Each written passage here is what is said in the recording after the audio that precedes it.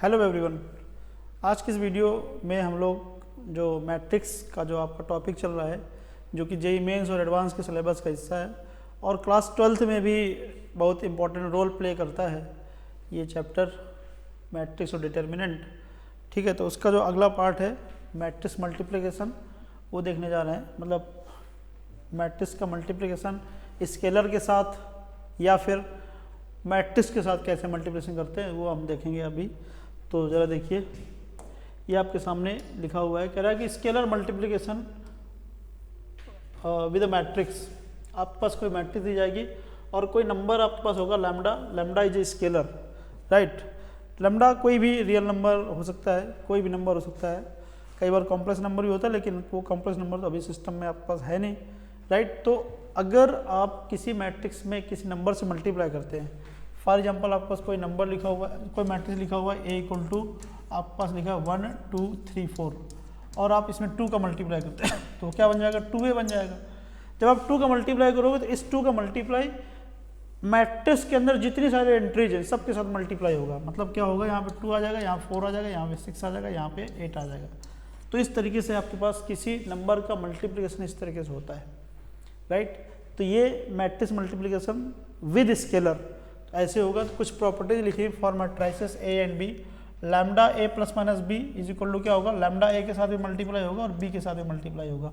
तो इसीलिए आपके पास क्या लिखा, lambda A plus minus lambda B, right.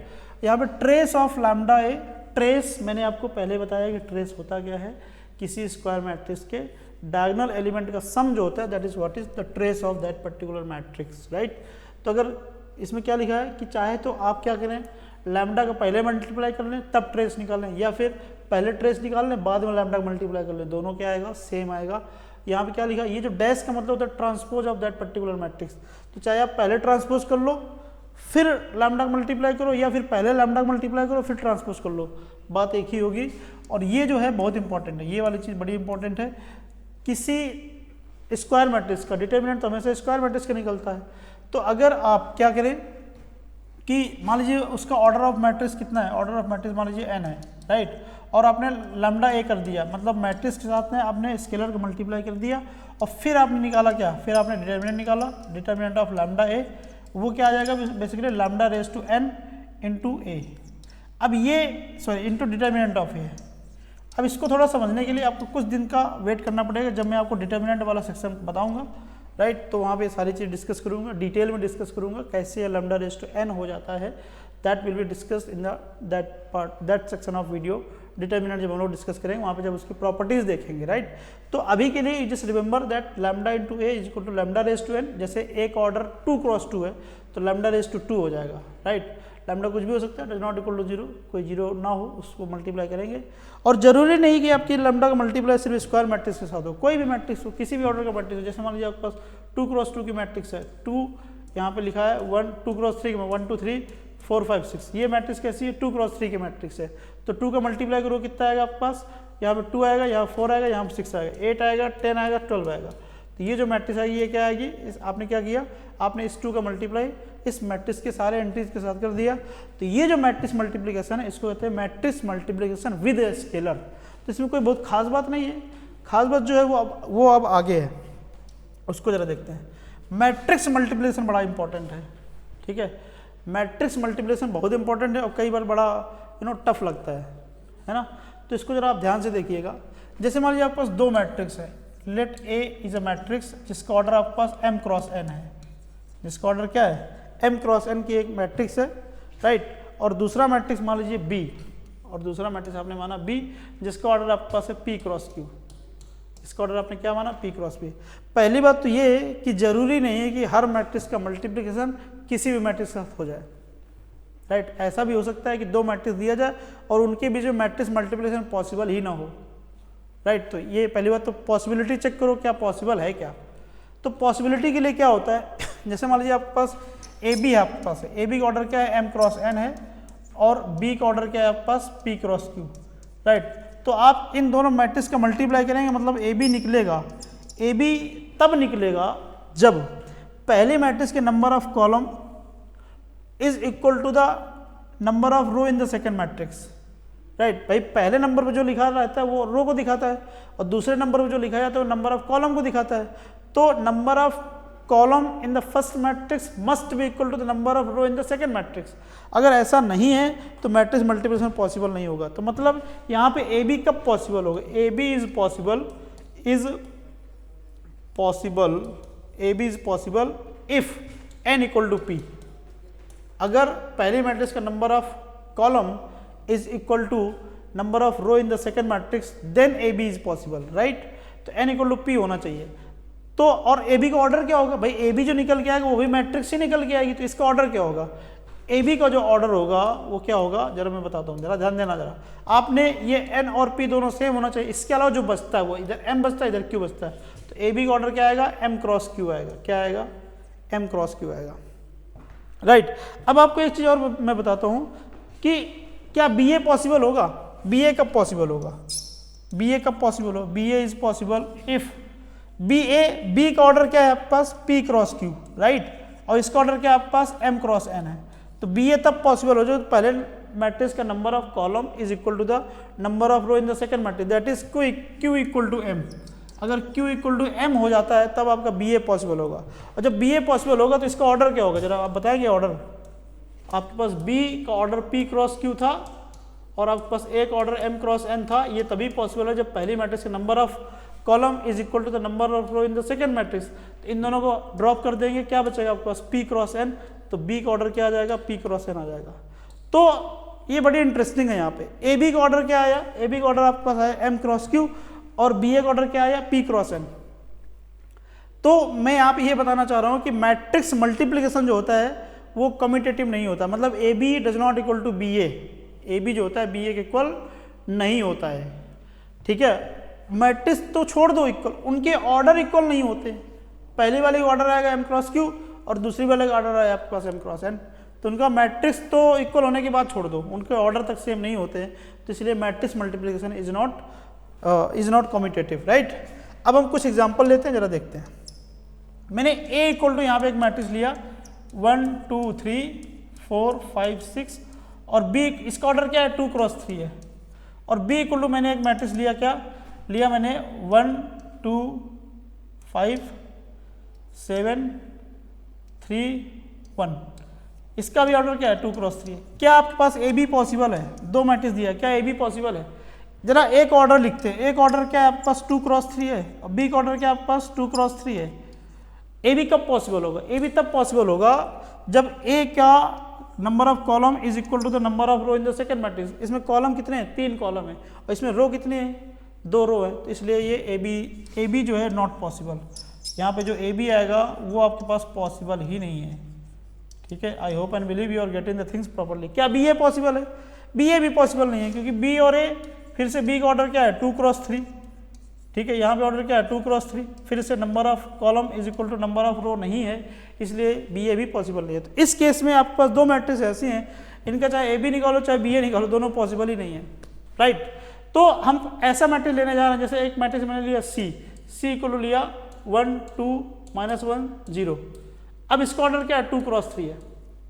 अब 3 मैट्रिक्स आपके पास हो गए। एक ए जिसका ऑर्डर 2 क्रॉस 3, इसका ऑर्डर 2 क्रॉस 2 है बेटा, ये 2 क्रॉस 3 है। इसका जो ऑर्डर है ए सी का जो ऑर्डर है वो है 2 क्रॉस 2 का। यहाँ पे आपके पास 2 क्रॉस 2 का ऑर्डर है। और बी जो आपके पास है ये भी ऑर्डर आपके पास 2 क्रॉस 3।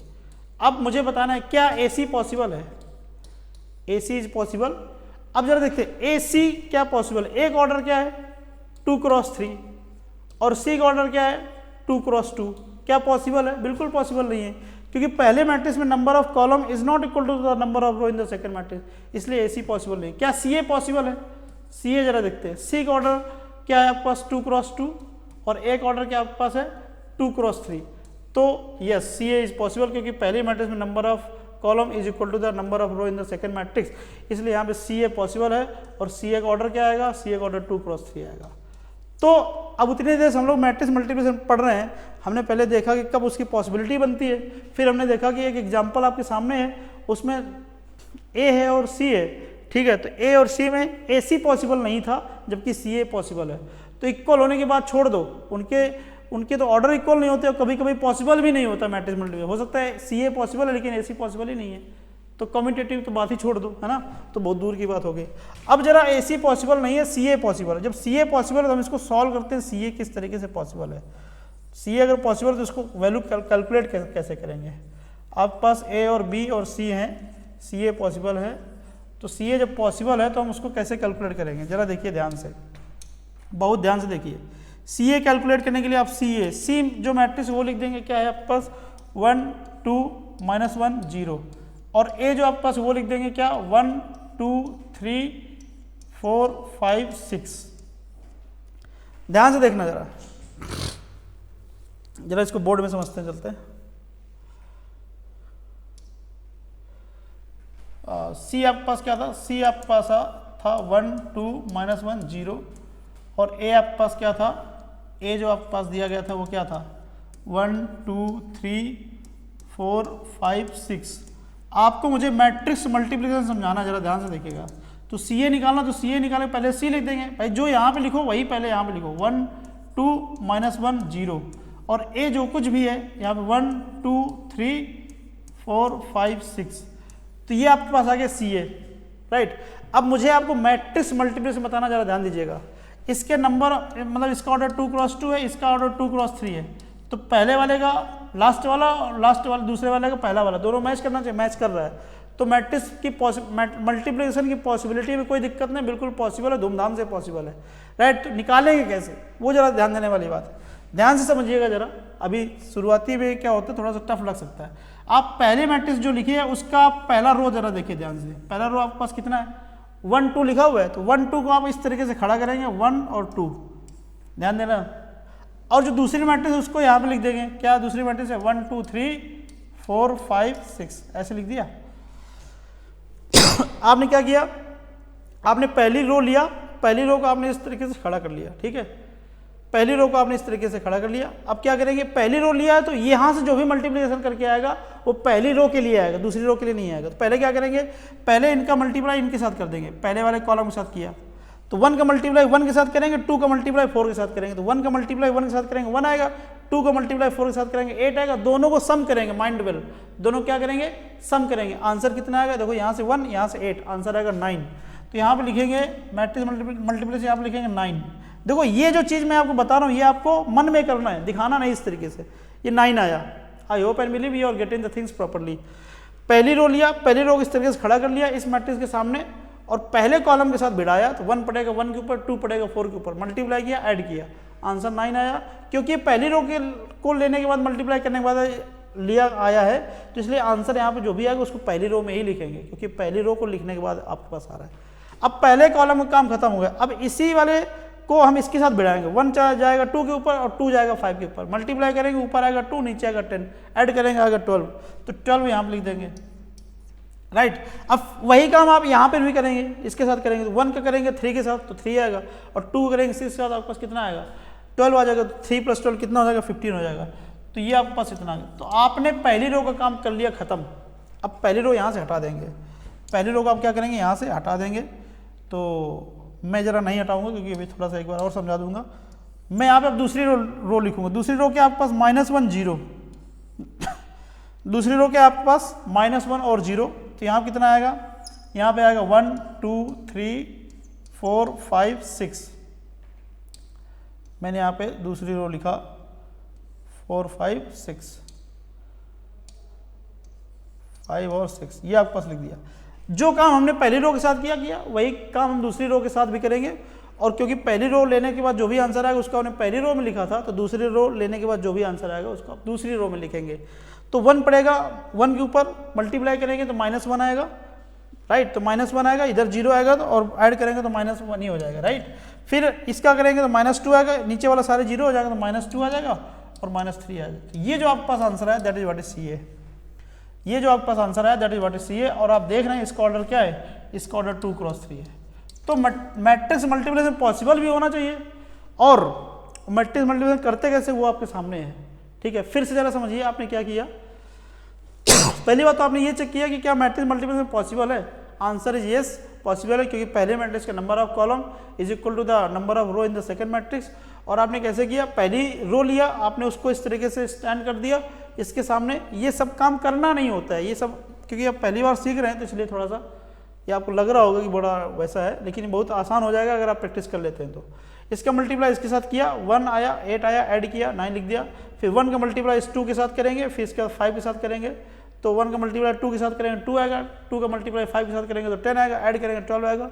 ऐसे ही आपने 3 और 6 के साथ कर लिया। फिर दूसरी रो यहाँ पे नीचे रख लिया, फिर आपको इस तरीके से कर लिया, ठीक है। तो ये जो आपके पास आया, this is what is the matrix multiplication, right. I hope and believe you have got the idea how to multiply the matrix, right?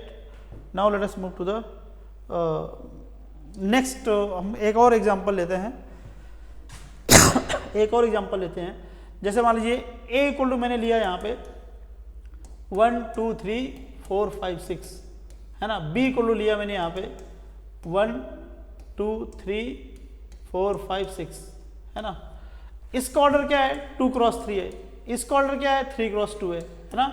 तो क्या ए बी पॉसिबल है, पहली बात तो आपकी पॉसिबिलिटी ही आती है, क्या ए बी पॉसिबल है। तो let us check whether A B is possible और नॉट। ए के ऑर्डर क्या है, 2 क्रॉस 3 है, बी का ऑर्डर क्या है, 3 क्रॉस 2 है। ए बी पॉसिबल है, पहले वाले का लास्ट, दूसरे वाले पहला मैच करना चाहिए, मैच करता है तो ए बी पॉसिबल है। तो ए बी पॉसिबल है तो ए बी कैलकुलेट करते हैं, ए बी कैसे लिखेंगे, ए बी इक्वल टू ऐसे लिखेंगे। तो ए मतलब पहले आप ए लिखेंगे, ए आपके पास कितना है 1 2 3 4 5 6, और बी आपके पास कितना है, बी आपके पास ये 1 4 2 5 3 6, बी आपके पास ये। अब जरा बताइए मैट्रिक्स मल्टीप्लिकेशन के लिए मैंने क्या बताया, पहली बार रो लेंगे तो रो को आप इस तरह से लेंगे 1 2 3 ऐसे खड़ा कर लेंगे है ना। यहाँ कितना आएगा, यहाँ पे आपके पास जो कुछ भी दूसरी मैट्रिक्स 1 4 2 5 3 6 आपने इस तरीके से लिख लिया। अब क्या करेंगे, ये वाली रो क्योंकि पहली रो है और पहले कॉलम के साथ भिड़ाएंगे जाके, तो 1 पड़ेगा 1 के सामने, 2 पड़ेगा 2 के सामने, 3 पड़ेगा 3 के सामने, मल्टीप्लाई करेंगे, ऐड करेंगे तो 1 4 और 9, 1 4 9 आपके पास हो गया 14, ठीक है।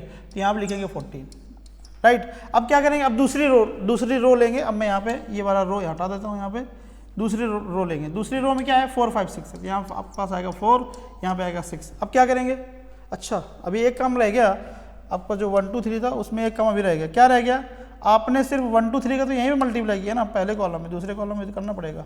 आपने सिर्फ 1 2 3 यहाँ पे किया ना, यहाँ पर भी तो करो। 1 का मल्टीप्लाई 4 के साथ, 2 का मल्टीप्लाई 5 के साथ, तो 4 10 14 और 18 कितना हो जाएगा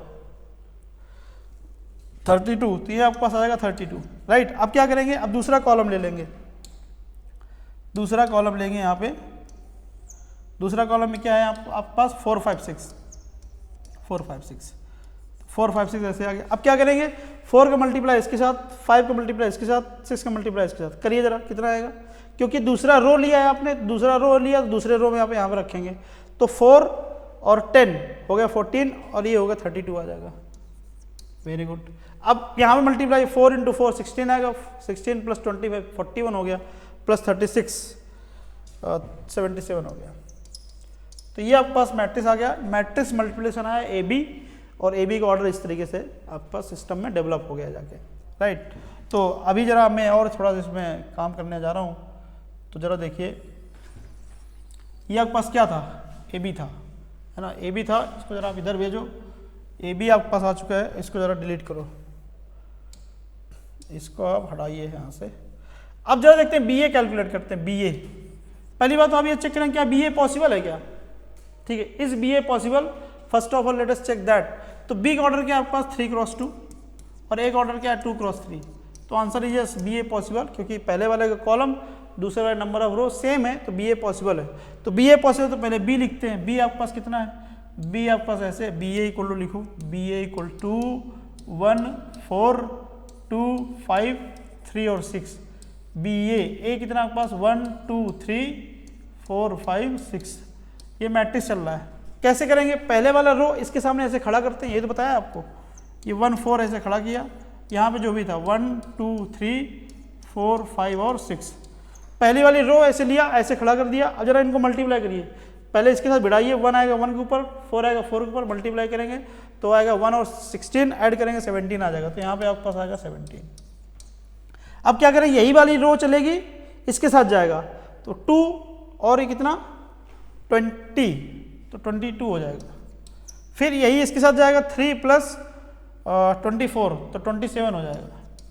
ठीक है, तो पहली रो का काम खत्म। पहली रो का आपने क्या किया, सभी के साथ कर दिया, पहली रो का काम खत्म। अब आ जाएगा दूसरी रो। दूसरी रो में क्या लिखा जाएगा, 2 और 5 लिखा जाएगा। यहाँ पे दूसरी रो में यहाँ पे लिखेंगे 2 और 5। फिर से मल्टीप्लाई करिए, क्योंकि दूसरी रो है तो अब जो भी आएगा अब दूसरी रो में लिखेंगे। तो मल्टीप्लाई करिए, यहाँ पे 2 आएगा, यहाँ पे 20 आएगा, तो 2 और 20 कितना हो जाएगा, 22 हो जाएगा।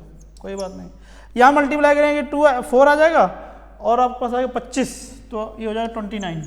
ठीक है, यहाँ मल्टीप्लाई करेंगे 6 आएगा और +30 तो आपके पास आएगा 36।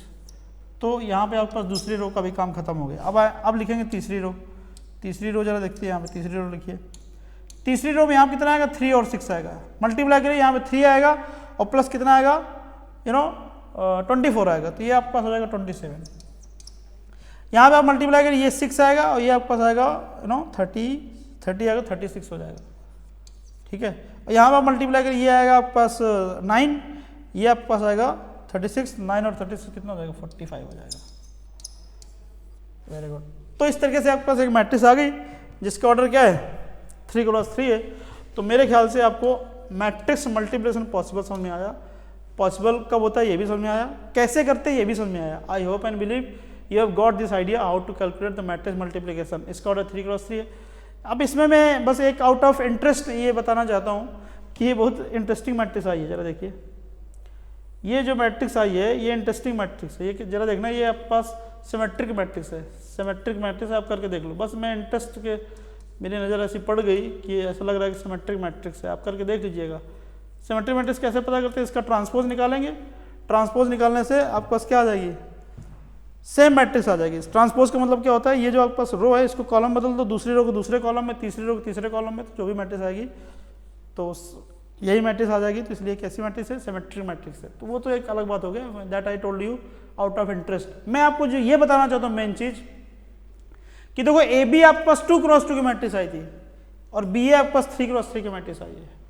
ठीक है, जरा समझो। तो मतलब आप ये कह ही नहीं सकते कि ए बी जो होता है बी ए के इक्वल होता है। हाँ, लेकिन आगे कुछ हम केसेस ऐसे पढ़ेंगे जहाँ पे मैट्रिक्स मल्टीप्लिकेशन क्या होता है, मैट्रिक्स मल्टीप्लिकेशन कम्यूटेटिव होता है। तो वो चीज़ हम लोग आगे देखने जा रहे हैं अभी। ठीक है, I hope and believe you have got this idea. Now let us move to the next part of this PDF।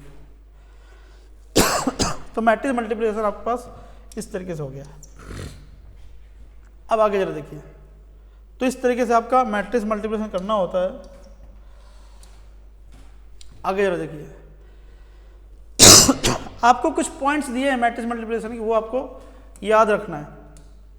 ठीक है, कह रहा है कि the product A × A is written as A²। बिल्कुल सही बात है। दो मैट्रिक्स का अगर प्रोडक्ट लिखा हुआ है तो उसको A² लिखेंगे। सिमिलरली A × A को AQ लिखते हैं, ऐसे ही A × A अगर n टाइम्स लिखा तो उसको A⁻n लिख देते हैं। अब ये जो है ये मैट्रिक्स मल्टीप्लिकेशन ये वाला जिसमें से दोनों मैट्रिक्स सेम है। सेम मतलब ये तभी पॉसिबल है बेसिकली जब आपके पास स्क्वायर मैट्रिक्स होगा ना। अगर स्क्वायर मैट्रिक्स के अलावा कोई दूसरी मैट्रिक्स है, मान लीजिए कोई एक ऐसी मैट्रिक्स है जिसका ऑर्डर 2 × 3 है, तो इसका आप A² नहीं निकाल सकते। कैसे नहीं निकाल सकते, क्योंकि A² लिखने के लिए आप A और A ऐसे लिखेंगे। तो इसका ऑर्डर 2 × 3 है, इसका भी ऑर्डर 2 × 3 है, तो इसके मैट्रिक्स मल्टीप्लिकेशन पॉसिबल ही नहीं होगा। बताइए, पहले का number of column is not equal to number of row in the second matrix. तो इसलिए ये जो है इसमें आपके पास ये चीज तभी पॉसिबल होती है जब मैट्रिक्स कैसी हो, स्क्वायर मैट्रिक्स हो, otherwise it is not possible, right. अगर कह रहा है कि if A is skew symmetric matrix, आपको पता है कि ए जो होता है मतलब जो स्क्यू सिमेट्रिक मैट्रिक्स होता है वो एक तरीके स्क्वायर मैट्रिक्स होता है। तो वो आपसे कह रहा है कि ए क्या है, स्क्यू सिमेट्रिक मैट्रिक्स है। तो A⁻2n जो होगा वो हमेशा क्या होगा, सिमेट्रिक होगा, और A⁻2n+1 जो होगा हमेशा क्या होगा, इसकी सिमेट्रिक मैट्रिक्स होते हैं। बहुत इंपॉर्टेंट है ये वाले पॉइंट, इस पे बेस्ड क्वेश्चन बहुत आते हैं, समझ लीजिए। ये जो लिखा है बेसिकली ये एक तरीके से रिप्रेजेंटेशन है डायगोनल मैट्रिक्स का, मतलब इस तरीके से लिखा है। इसका मतलब ये है कि आप डायगोनल में जैसे ये लिखा है, जैसे मान लीजिए आपके पास ये लिख दिया जाए DIA और यहाँ पर लिख दिया जाए DIAG, यहाँ पर लिख दिया A1 A2 A3 ऐसे लिख दिया जाए। इसका मतलब ये होता है कि ये मैट्रिक्स ऐसी है, A1 यहाँ पे 0 0 0 A2 0 0 0 A3, ठीक है। तो इसका मतलब ये है, तो मतलब ये जो एलिमेंट दिए गए हैं डायगोनल मैट्रिक्स के दिए गए हैं, ऐसे कोई दूसरी मैट्रिक्स से भी